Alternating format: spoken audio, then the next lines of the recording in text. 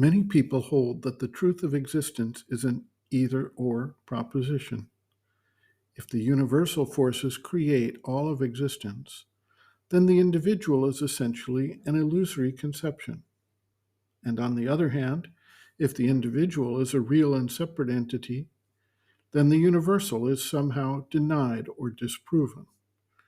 It is, however, not necessary to go to either of these two extremes in our understanding of our existence in relation to the universal manifestation.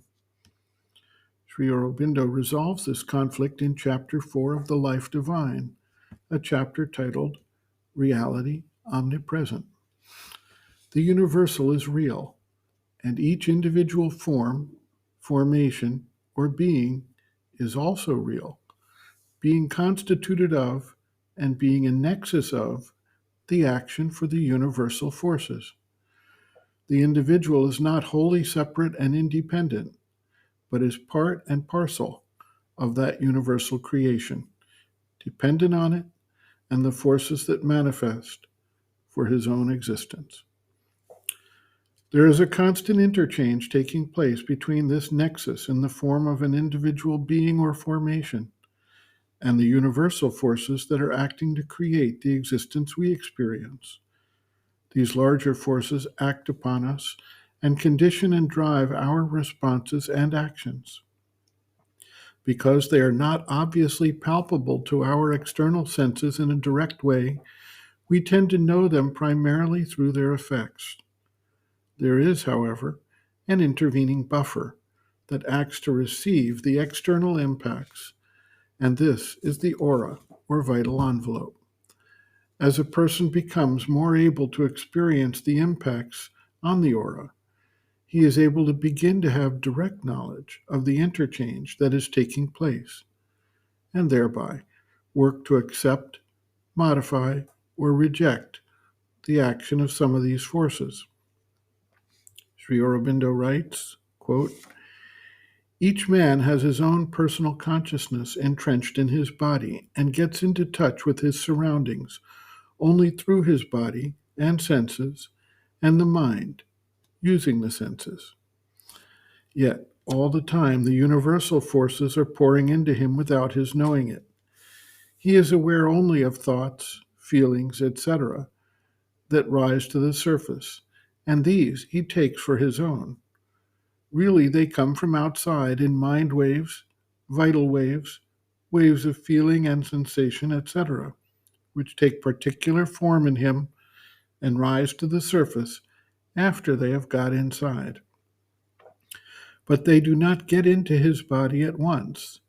He carries about with him an environmental consciousness called by the theosophists the aura, into which they first enter. If you can become conscious of this environmental self of yours, then you can catch the thought, passion, suggestion, or force of illness and prevent it from entering into you. If things in you are thrown out, they often do not go altogether, but take refuge in this environmental atmosphere. And from there, they try to get in again. Or they go to a distance outside, but linger on the outskirts, or even, perhaps, far off, waiting till they get an opportunity to attempt entrance." End quote.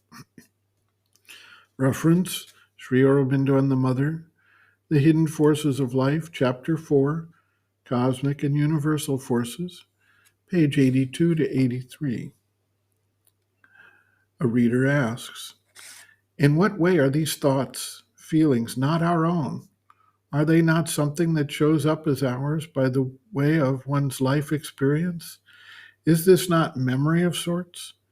What we do with these ingrained etheric thought patterns after recognizing we are not our thoughts is within one's command. Response. The ego personality is a temporary construction that is created by and for the purposes of the universal consciousness as a nexus or point of focus for the universal action. We try to identify with that ego personality, and to the extent we do, we see all these thoughts and feelings as our own. When we emerge from the shadow of the ego personality, however, we can see a vast play of forces that drive what we think, what we feel, and how we act. In the Bhagavad Gita, Sri Krishna responds to Arjuna, who falls into confusion and declares he will not fight because he sees the ego play. In the course of the 18 chapters, Sri Krishna reminds Arjuna that all of the warriors that he believes he will be responsible for killing are destined to die. And he shows Arjuna the vision of the time spirit in the 11th chapter, an overwhelming vision that shifts him entirely outside the ego framework. It is true that we attach ourselves to specific thoughts, ideas, memories, and feelings while we inhabit a particular formation of being. We thus take the universal forces that are working and appropriate them as if they are our own.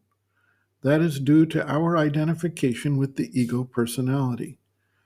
When an individual shifts the standpoint away, he begins to see the play of the three gunas and the movement of energies that actually are the causative agents of the formed personality and its associations. Sri Ramana Maharshi asked the question, "Who am I?" At some point, we can no longer accept the answer that I am a specific person in a specific body, living a specific life in specific associations, and adopting specific ideas and emotional relationships. When we begin to identify with the divine element within us, then we recognize that we change bodies and lives as the body changes clothes.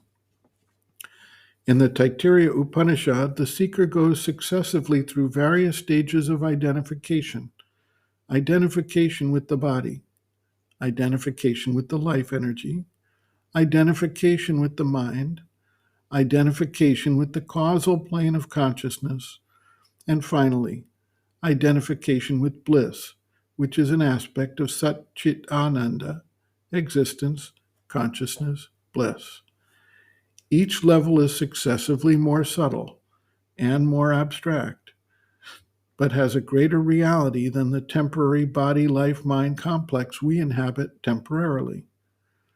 The ego personality, as a temporary bubble, does indeed act as if it is the doer of works and the knower.